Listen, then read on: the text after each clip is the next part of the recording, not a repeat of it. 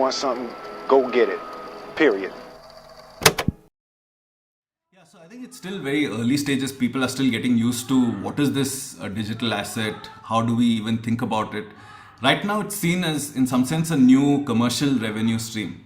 While that is the case right now, I think as NFTs find their way, there are many very, very interesting applications.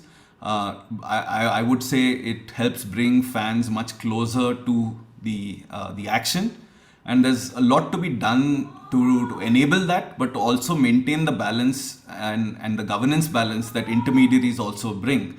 So I think there can be risks with bringing fans directly in touch with athletes. And there is a very significant role that governance also plays in maintaining appropriate distance, appropriate procedures.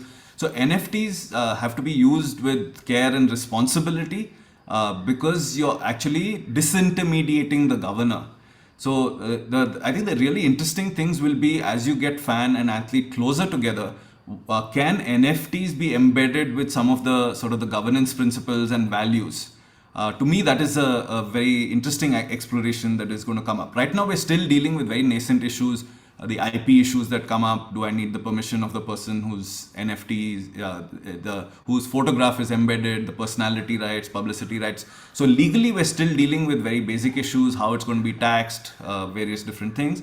But to me, the really interesting iterations are in this disintermediation of governance and what we're going to replace it with. So it essentially becomes architecture which is replacing law, norms, governance.